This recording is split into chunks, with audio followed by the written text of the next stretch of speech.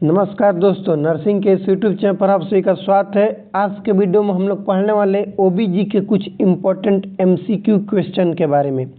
ओबस्ट्रिक and gynaecology जो हम लोग का सब्जेक्ट है, इस सब्जेक्ट से रिलेटेड एमसीक्यू पढ़ेंगे। इम्पोर्टेंट एमसीक्यू का सीरीज हम लोग चलाएंगे, जिसमें जितना भी ओबस्ट्रिक एंड गायनेकोलॉजी से रिलेटेड एमसीक्यू होगा सभी चीज़ को हम लोग जानेंगे। साथ ही साथ उस एमसीक्यू का रेशनल जानेंगे, जो भी करेक्ट आंसर होगा आखिर वो आंसर क्यों हो रहा है, वो सभी चीज़ों को भी जानेंगे हम लोग इस वीडियो में।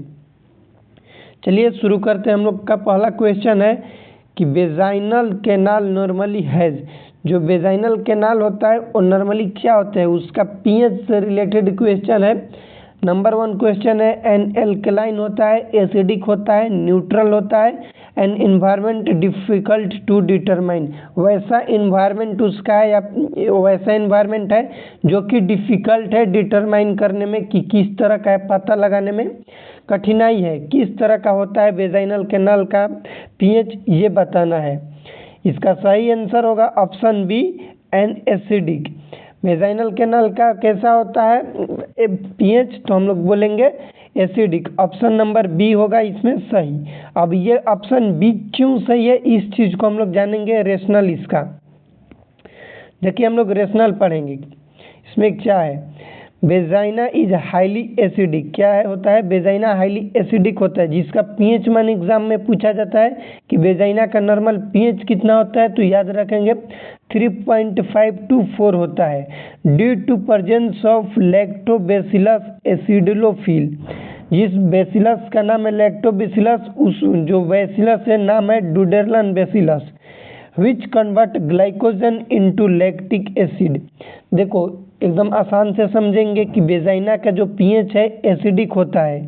होता कितना है, तो बोलेंगे कि 3.5 to 4 होता है। क्यों होता है, क्योंकि वेजाइना में प्रेजेंट होता है लैक्टोबैसिलस। ये लैक्टोबैसिलस क्या है, तो एक बैक्टीरिया का ग्रुप है, ठीक, जिस बैक्टीरिया का नाम है डुडेरलन बैसिलस। ये बैसिलस क्या करता है कि कन्वर्ट करेगा ग्लाइकोजन को, कन्वर्ट करेगा किसमें, लैक्टिक एसिड में कन्वर्ट करता है। इसको आप लोग याद रखिए, क्योंकि क्वेश्चन पूछता है कि यहाँ से क्वेश्चन बनेगा कि ग्लाइकोजन को किस चीज़ में कन्वर्ट करता है, तो लैक्टिक एसिड में। कौन सा करता है, तो डुडेरलन बैसिलस।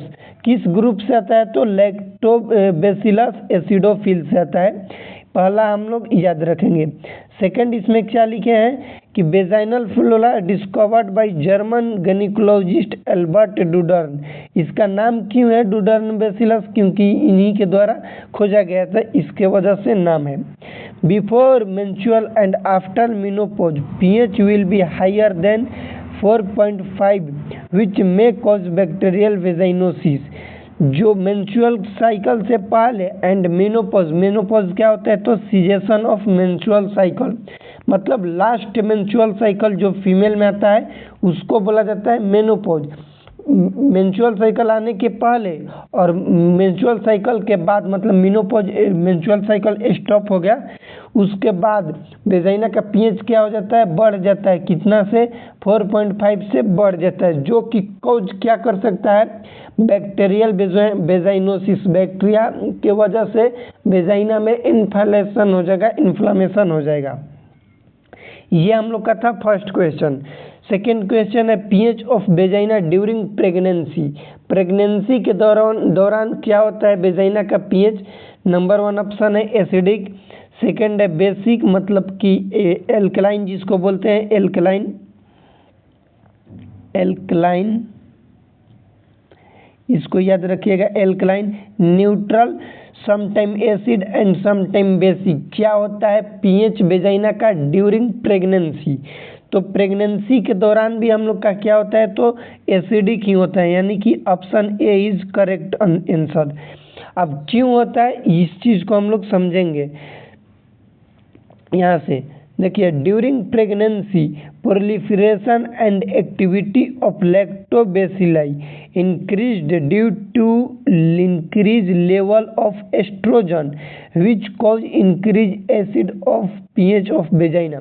देखो ड्यूरिंग प्रेगनेंसी क्या होता है कि एस्ट्रोजन लेवल क्या हो जाएगा, फीमेल में इंक्रीज होगा। प्रेगनेंसी के दौरान क्या होगा, एस्ट्रोजन लेवल इंक्रीज होगा, और एस्ट्रोजन के लेवल इंक्रीज होने की वजह से क्या होगा कि पीएच क्या हो जाएगा, एसिडिक हो जाएगा किसका, वेजाइना का। इस चीज़ को आप लोग याद रखिएगा। क्वेश्चन पूछा जाता है कि पीएच का वेजाइना का प्रेगनेंसी के दौरान क्या होता है, तो एसिडिक। आफ्टर मेनोपॉज के बाद क्या होता है, तो स्लाइटली एल्कलाइन होता है। इसको याद रखिएगा, स्लाइटली एल्कलाइन कब होता है, मेनोपॉज के बाद वेजाइना का पीएच होता है। नेक्स्ट हम लोग का क्वेश्चन है, बार्थोली ग्लैंड प्रेजेंट इन, बार्थोली ग्लैंड जो होता है फीमेल में कहाँ पे प्रेजेंट होता है, लोकेशन पूछा गया है। वेजाइना, यूट्रस, ओवरीज, सर्विक्स, क्या होता है आंसर, इसका आप लोग को बताना है। इसका आंसर होगा वेजाइना। बार्थोलिन ग्लैंड जो है वेजाइना में प्रेजेंट रहता है। ऑप्शन ए जो है सही आंसर है इसका। बार्थोलिन ग्लैंड कहाँ पे प्रेजेंट होता है, तो वेजाइना में। इसी से रिलेटेड बहुत सारा क्वेश्चन बनता है फीमेल से रिलेटेड। एक होता है पेग सेल जो कि फैलोपियन ट्यूब में पाया जाता है। पेग सेल याद रखिएगा, फीमेल के फैलोपियन ट्यूब में पाया जाता है पेग सेल। नेक्स्ट हम लोग का फोर्थ क्वेश्चन है कि which of the following is normal position of uterus. Uterus का नॉर्मल पोजीशन बताना है कि क्या होता है यूट्रस का नॉर्मल पोजीशन। नंबर 1 ऑप्शन है रेट्रोवर्टेड एंड रेट्रो रिफ्लेक्टेड। नंबर 2 है रेट्रोवर्टेड एंड रेट्रोफ्लेक्स्ड। थर्ड है रेट्रोवर्टेड एंड एंटीफ्लेक्स्ड, और फोर्थ है एंटीवर्टेड एंड एंटीफ्लेक्स्ड। इसका सही आंसर आप लोग को बताना है। सही आंसर जो है इसका होगा ऑप्शन डी। एंटीवर्टेड और एंटीफ्लेक्शन क्या होता है, नॉर्मल पोजीशन होता है यूट्रस का। ये क्वेश्चन पूछा जाता है। अब देखिए क्वेश्चन इसमें एक और थोड़ा सा हम लोग डिटेल में समझेंगे। एंटीवर्टेड जो है, एंटीवर्टेड याद कैसे रखेंगे, बी के मतलब वेजाइना, बी के मतलब वेजाइना, ठीक, बी के मतलब वेजाइना याद रखिएगा। एंड सर्विक्स, CX का मतलब सर्विक्स। एंटीवर्टेड जो है वो किसके बीच एंगल बनाता है, कोण बनाता है, ये पोजीशन बनाता है यूट्रस, तो वेजाइना एंड सर्विक्स। बी के मतलब वेजाइना एंड बी के मतलब एंटीवर्टेड। और जो एंटीफ्लेक्स्ड है, एफ का मतलब होगा फंडस एंड सर्विक्स के बीच में। ध्यान से समझिएगा, हम जो जिस चीज़ को समझाना चाहते हैं, क्या हम समझाना चाहते हैं कि एंटीवर्टेड जो है ये किसके बीच एंगल बनाता है, पोजीशन बनाता है। तो किसके बीच भैया पोजीशन बनाएगा, और एंटीफ्लेक्शन जो है ये किसके बीच बनाएगा, तो एंटीवर्टेड जो है वो बनाएगा वेजाइना के बीच में एंगल बनाएगा, और जो फ्लेक्शन है ये बनाता है फंडस के बीच में, और दोनों में सर्विक्स इंक्लूड होगा। मतलब एंटीवर्टेड वेजाइना प्लस सर्विक्स में बनाएगा, और एंटीफ्लेक्शन फंडस प्लस सर्विक्स में बनाएगा, ठीक। याद करने का तरीका क्या है, बी के मतलब वर्टेक्स, बी के मतलब वेजाइना, एफ का मतलब फ्लेक्स्ड और एफ का मतलब फंडस। ये क्वेश्चन पूछा जाता है, इसलिए आप लोग को थोड़ा डिटेल में बता रहे हैं। नेक्स्ट हम लोग क्वेश्चन पढ़ेंगे। नेक्स्ट क्वेश्चन क्या है, endometrium in pregnancy is known as. जो प्रेगनेंसी होता है उसमें प्रेगनेंसी के दौरान इंडोमेट्रियम को किस नाम से जाना जाता है। इंडोमेट्रियम का प्रेगनेंसी के दौरान क्या नाम होता है, डेसिडिवा, ट्रोपोब्लास्ट, डेक्यूबाइटस एंड ग्रेविड इंडोमेट्रियम, क्या नाम होता है प्रेगनेंसी के दौरान इंडोमेट्रियम को किस नाम से जाना जाता है। इसका आंसर आप लोग को बताना है। चलिए, इसका जो राइट आंसर होगा वो होगा डेसिडिवा। डेसिडिवा को हम लोग किस नाम से जानते हैं, प्रेगनेंसी में इंडोमेट्रियम का दूसरा नाम होता है डेसिडिवा। ये कब होता है, जब ब्लास्टोसिस्ट अटैच हो जाता है posterior wall of a body, उस कंडीशन में बोला जाता है डेसिडिवा। इसको आप लोग याद रखिए, सिंपल वन लाइनर क्वेश्चन पूछा जाता है। नेक्स्ट हम लोग पढ़ेंगे question, the length of cervix. Cervix का लेंथ पूछा जाता है कि कितना लेंथ है सर्विक्स का। तो सर्विक्स का ऑप्शन नंबर 1 ऑप्शन है 3.5 centimetre, 4.5 centimetre, 2.5 centimetre, none of the above. इनमें से कोई नहीं। सही आंसर आप लोग जवाब दीजिएगा। इसका राइट आंसर होगा ऑप्शन सी 2.5 सेंटीमीटर। इसको याद रखिएगा, सर्विक्स का जो लेंथ होता है 2.5 सेंटीमीटर होता है। अब हम लोग कुछ इसमें एक्स्ट्रा ऐड करेंगे तो ऐड कर लीजिएगा। फैलोपियन ट्यूब से रिलेटेड आगे आप लोग को क्वेश्चन आएगा उसमें बता देंगे। सर्विक्स डेवलप फ्रॉम, ये जो सर्विक्स है किस अंग से डेवलप होता है इसको बताने। Wolffian duct, mesonephros duct, Mullerian duct, metanephros duct, कौन से डक्ट से जो सर्विक्स है ये डेवलप्ड हुआ है इसका चलिए राइट आंसर होगा Mullerian duct. Mullerian duct female में पाया जाता है और सर्विक्स भी फीमेल में होता है, इसके वजह से ये मुलेरियन डक्ट के द्वारा डेवलप होता है। Wolffian duct male reproductive system को बनाता है। चलिए इसका हम लोग रेशनल पढ़ते हैं। Mullerian duct is one of the bilateral duct in the embryo that form the uterus, vagina and fallopian tube। ये जो मुलेरियन डक्ट है ये बाइलेटरल होता है, मतलब दोनों साइड होता है फीमेल के एम्ब्रियो में। ये होता है किसमें? फीमेल में, इसको याद रखिएगा।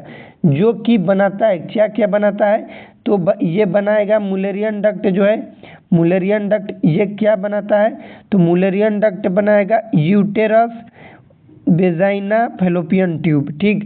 और यूटरस का पार्ट ही होता है सर्विक्स।